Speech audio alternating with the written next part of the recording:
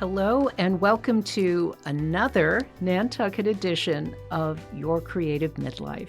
I'm Betsy Bush. We really consciously are interested in creating a judgment-free zone. What good teaching is anywhere is just cultivating people's abilities and their talent and their confidence. One of the most unique places I've found on Nantucket is the Nantucket Island School of Design and Art, or NISDA. NISDA's Seaview Farm Arts Community is located off Wauwinet Road in an old dairy farm. It has the last two silos on the island, and it offers all sorts of arts experiences, not just for kids, but they have a commitment to welcoming adult learners who are coming in for the first time, looking to learn ceramics or painting or whatever. NISDA recently marked its 50th anniversary, and I'm really happy to have Laura Herhold with me today. She's NISDA's program director. Laura, thanks so much for being here. I'm very happy to be here. I have to tell you that whenever I walk into your main building, the barn, I feel like I'm 9 or 10 years old. I really want to get into those arts materials, get crafting. There's something about the vibe there that it's kind of unreconstructed. It has a real 70s vibe that I find just refreshing. Well, I think we are, to some degree, rather low-tech. Low-tech is a great word. Low-tech is a great word. Yeah, we don't have a lot of fancy equipment. It's more about people with some very basic materials working out ideas and learning techniques to support their ideas. So there aren't a lot of, if you go into say a classic art school, you're going to see studio after studio with the greatest and latest machinery and printing presses and looms and all kinds of stuff. But we're just really focused in on creative process, and that is really your brain and what you can make with your hands. I think it's so important now in this age of, I feel like we're on the cusp of an age of, the AI thing is just going to do everything for us. And I think it's so important for people to work with their hands, to use their brains, their own creativity, their originality, and to work through ideas and to keep working, to the iterative process, the keep trying, the new versions and things like that. What are you finding? What do people tell you when they come to classes here? What's the kind of feedback you get? Well, we have a lot. You were talking a little bit earlier about stage of life. People are reaching a certain point in life. And I think I've heard over and over, particularly women, they'll say, I raised a family, I had a career, I made a home, I did all these things. And I remember that I used to be creative. And I want to sort of come up for air and try this out again. So we have a lot of people, women, particularly over 55, who want to get back into something. So we're very supportive of that. I love that. But it's really for everybody, because when it comes to creativity and art making, everybody can learn from each other. And a lot of times, kids are a lot freer. And by you working in a class with someone significantly younger, you get to sort of see what that's about. Whereas the older you get, I think the more expectations you have for how you're going to work. Yeah. And that may work against you. When people get older, they're kind of accustomed to being an expert. Right? Yes. So whatever they've leaned into over the years, they're feeling pretty good about it. They are an expert, whatever that is.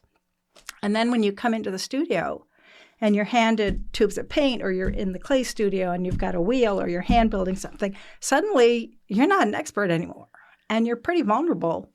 But I think that everything we know about aging points to the notion that people should continue to learn new things and get out of your comfort zone a little bit. So, getting involved in creative process or art making, it's really healthy for people. Yeah, I mean, you mentioned, I used to be the best of whatever, right. The best in my field, and I can't just start something where I'm at the bottom.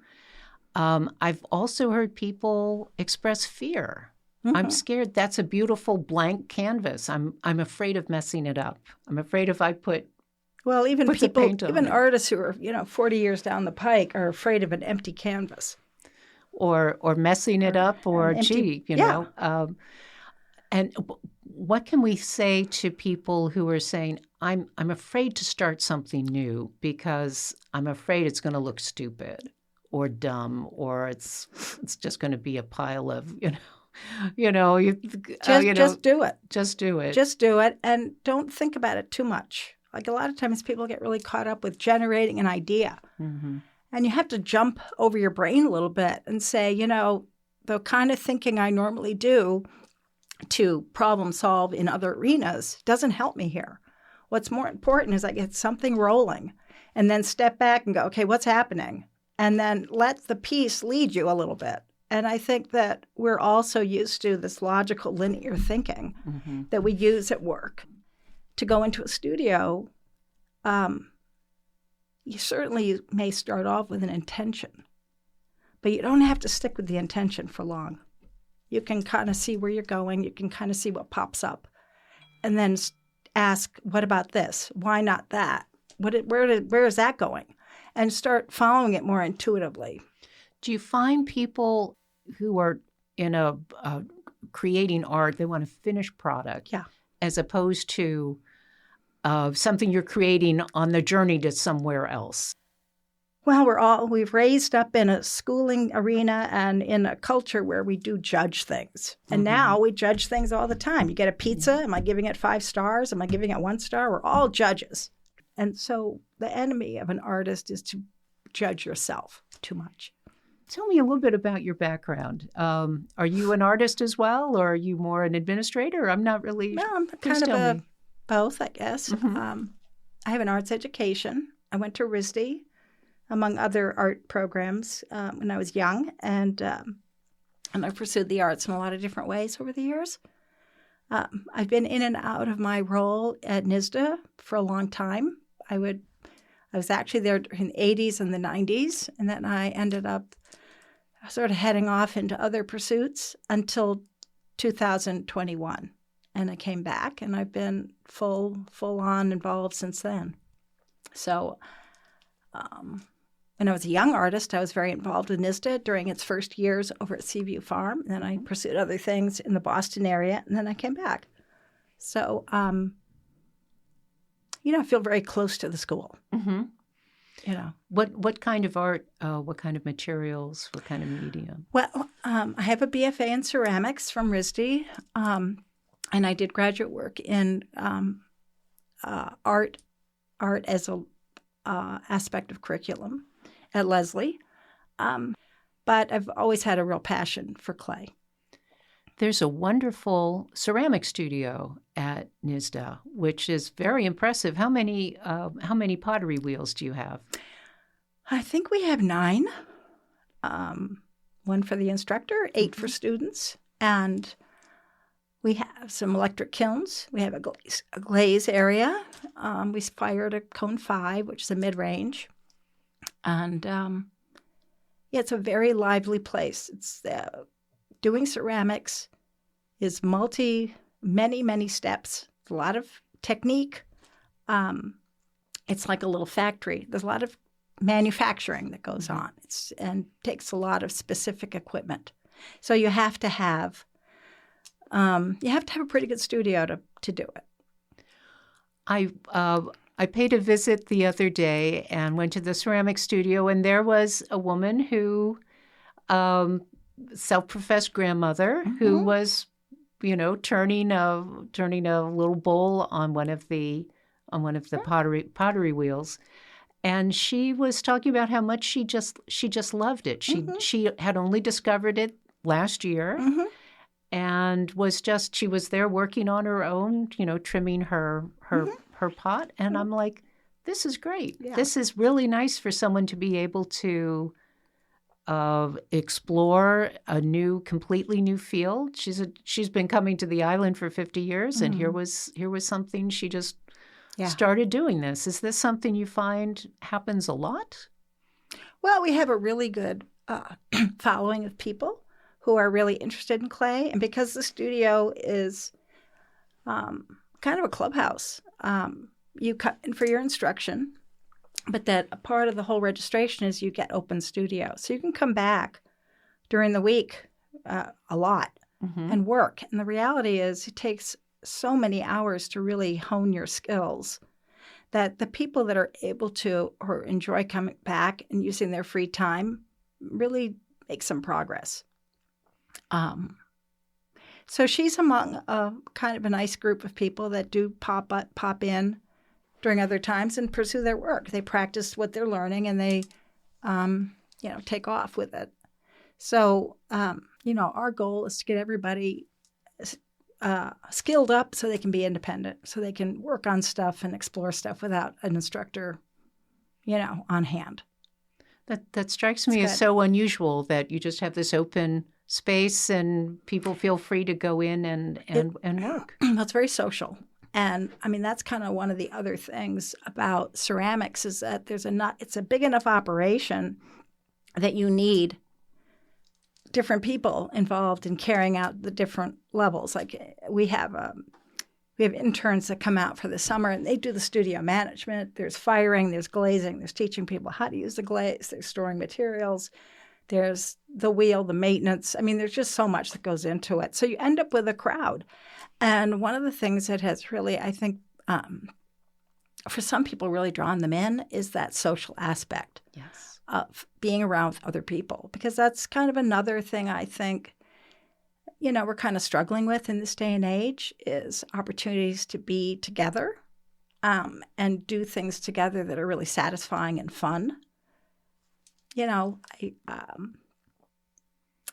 don't want to spend too much time talking about, the disappointments of the modern age, but, there are things that are lacking. And, surprisingly, a clay studio is a remedy to some of it.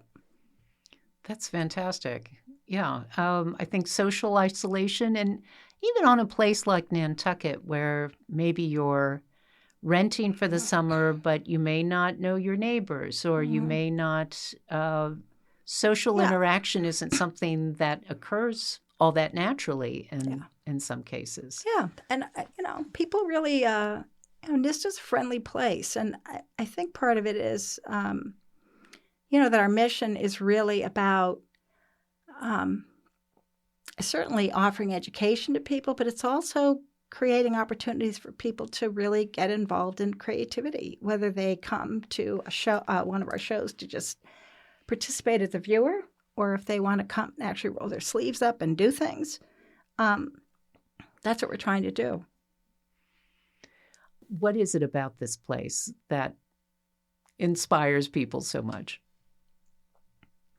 Well, there was a colony here back in the, I want to say the early 1900s, just like there was a colony in Rockport and there was a colony in Swampscott. It's the seashore, I think, for New England artists. They love the seashore.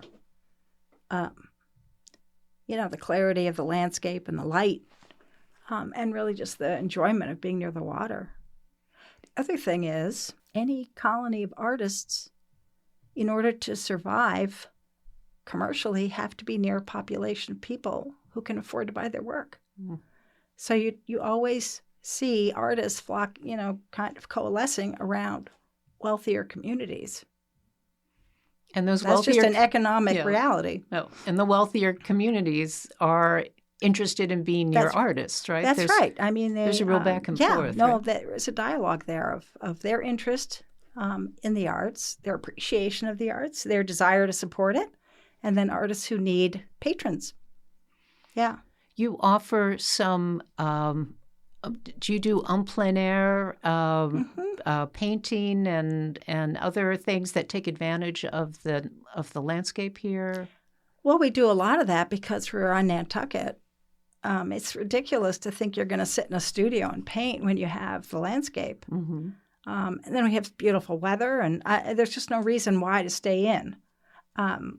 So we actually had a very successful group go out and do oil painting this summer. And they just worked on these tiny little postcard size canvases Because what the instructor, Spencer Verney, was trying to sort of teach them is you're out there taking notes. You're in the landscape to take notes.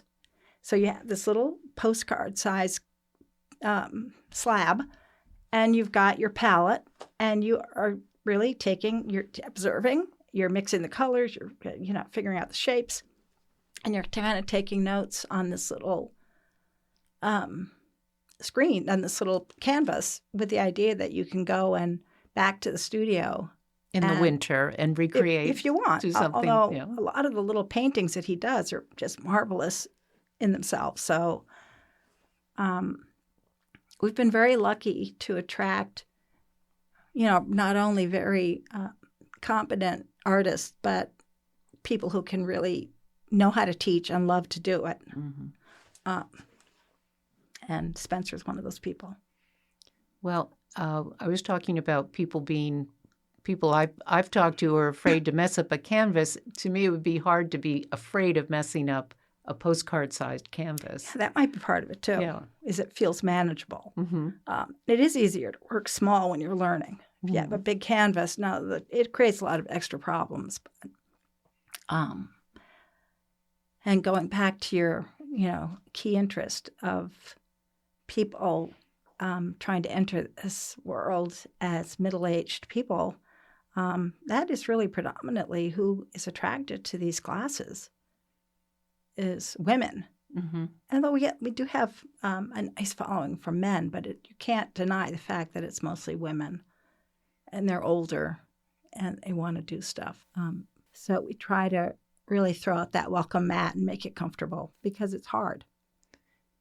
It can be hard to get into painting when maybe the last time you did something like that was school, like grade school, high school maybe, and then 40 years later, gee, I liked that. I enjoyed that when I was a kid. Maybe I could do it again. And then there's that sense of I can't, I don't want to look like I'm painting like a 10-year-old or something.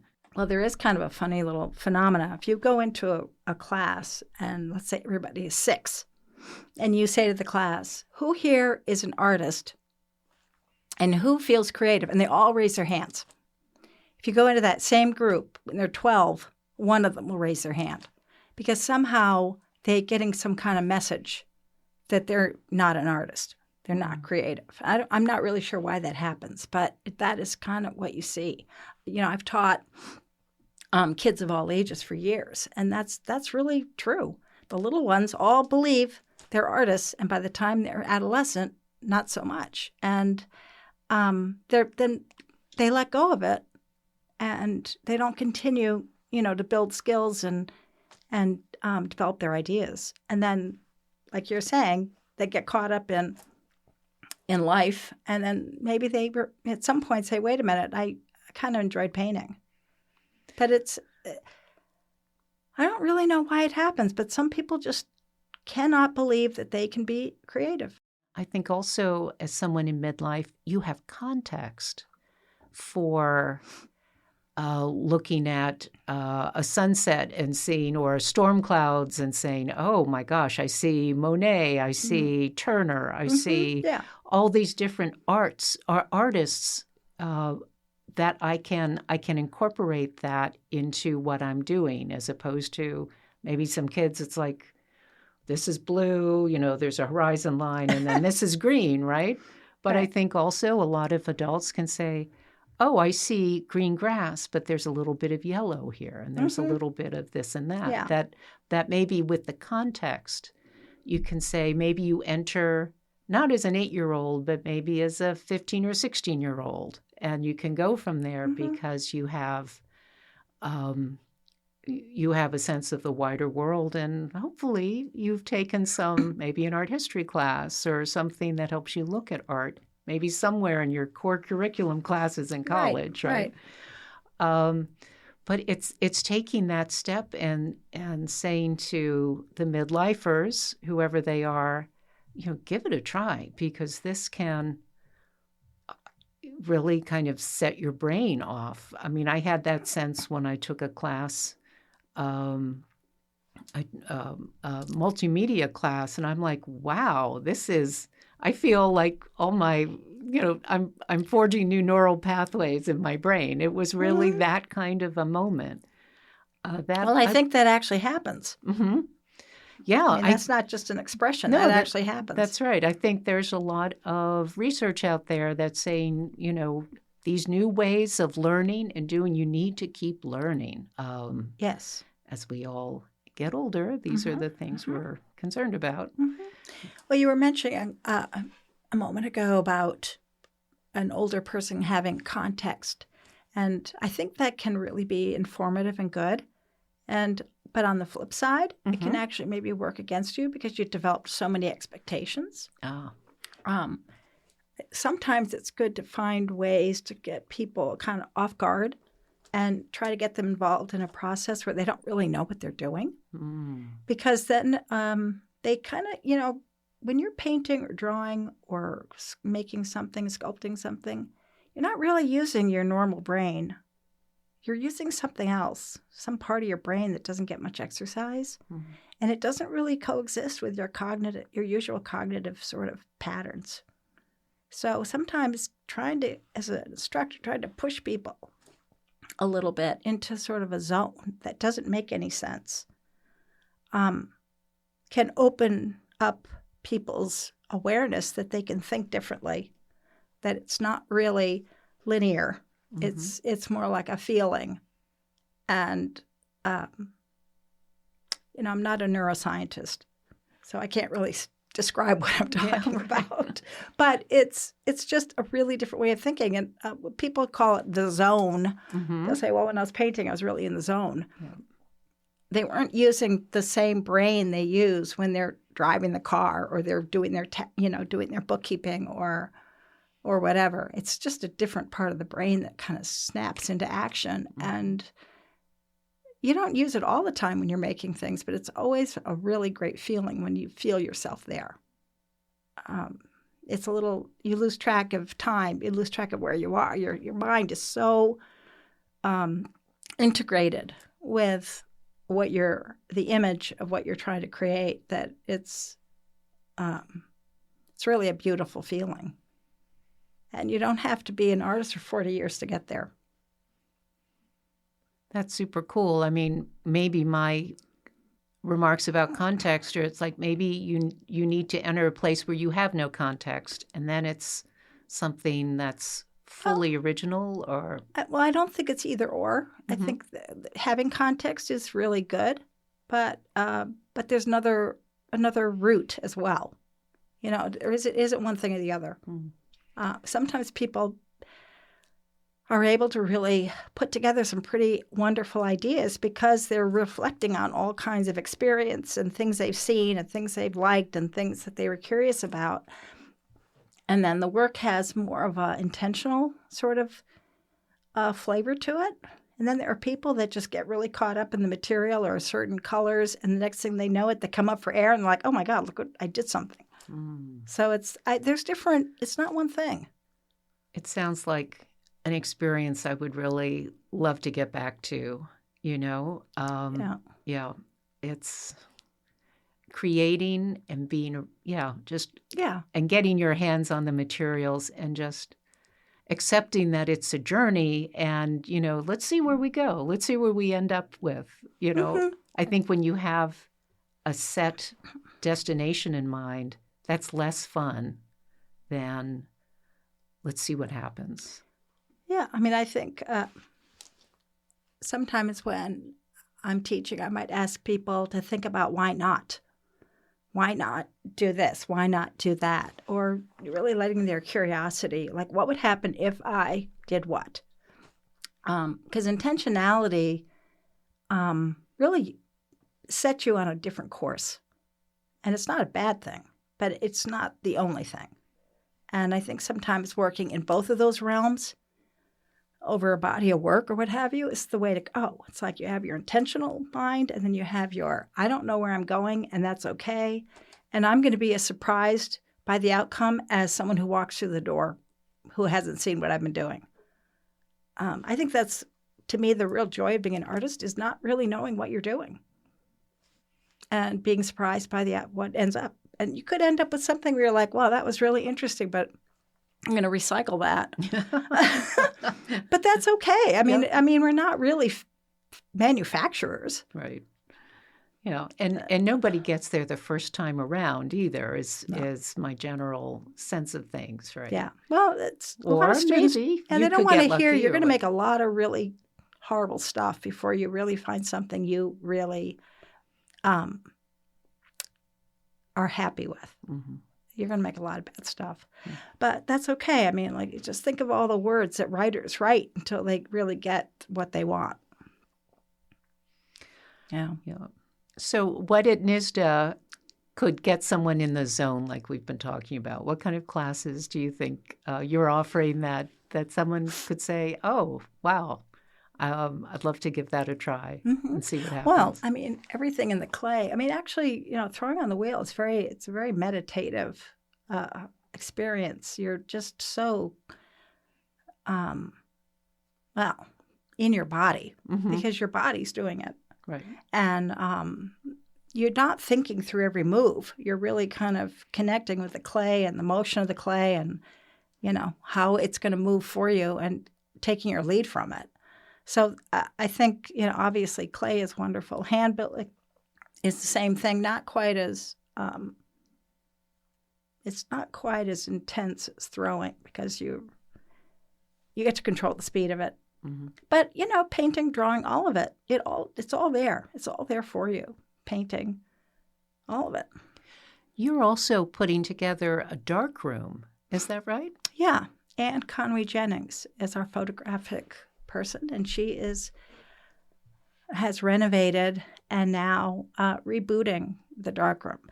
Years ago, everybody in college wanted to take black and white darkroom. Mm-hmm. And they wanted to shoot pictures of daisies in the meadow and all this, and then they wanted to develop it. And this is film we're talking about. Just to be clear, it's not digital photography. Right, like a single lens, single reflex lens or what have you. So everybody wanted to do that. So we used to have 2 darkrooms, and we had lots of people signed up, and everybody loved it. And then, the digital age popped up, and everybody's taking great pictures with their phone. Mm-hmm. And so the interest really died down. A lot of darkrooms closed, and ours, kind of, slowed down too. Mm-hmm. And then we kind of get calls from people saying, I'm really interested in just learning it. And it is a whole nother realm of technique and creativity you can't get on the computer. Not that the computer isn't amazing, it is. But so she masterminded the renovation of one of them, and the other one we retired. And we've consolidated that space into something else. And the other issue that has been out there floating around in the darkroom world is toxicity and the desire to move towards more environmentally friendly methods. And there are ways to use seawater to develop photographs. Really?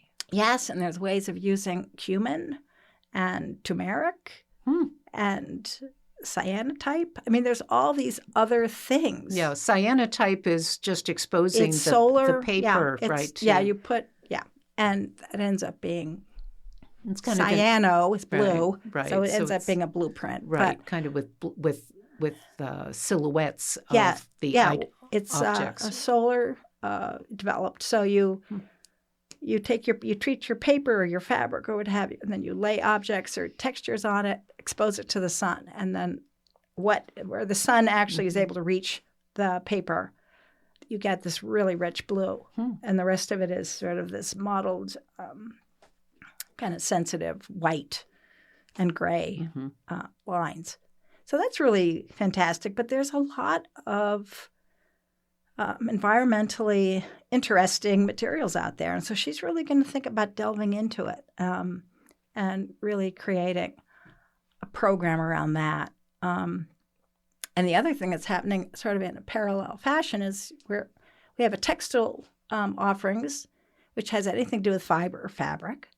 It can be involved in dyeing, stitching, cutting, sewing, all kinds of things that have to do with fiber.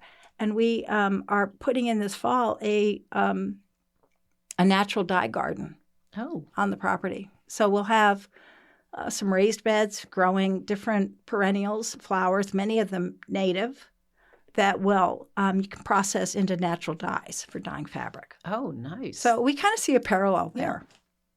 Yeah. And you have that beautiful setting on Wauwinet Road, which is just, it's like open. You really have this feeling of, country roads and that sort of thing where it's pastoral. Pastoral and just beautiful. Yeah. And again, it gives me a sense of what Nantucket probably looked like 50 years ago, that there was more of that. Yeah, right. 100 years ago. Pasture. No. I guess there used to be cows at the dairy farm. Cows and donkeys and horses. Wow. A lot of people who've lived in the area for a long time want to come and tell me about the bull. Oh. That they were afraid of. Yeah. And a lot of people tell me they rode their horses there. Mm-hmm. I mean, I think Nantucket used to have a lot more livestock than it has now. Yeah. But, that was a functioning dairy barn until the 1970s. Wow. And then the school picked the property up in 1981. Do you want to talk about your plans for the future there? Well, we certainly have a lot of plans for the future. One of the things I really noticed about the Long Shed, which is an old agricultural building as well, where the clay is that really was a community because people can come and go. And they're not restricted to just their class time. Mm-hmm. So I really felt we wanted that for the painters. So we'll be having some painting studios as well as our textile lab. And a little thing I'm excited about, a little fine arts library, just full of art books and books about Nantucket. Laura Herhold, thank you so much for being with me today on a Nantucket edition of Your Creative Midlife. I think we have I hope we've seeded a lot of ideas in folks' heads. It's like, get out there and create. Yep. And because it's good for you and it's fun. Mm-hmm. And go find a way to get in the zone. Thank you so much. I really appreciate it. Thank you.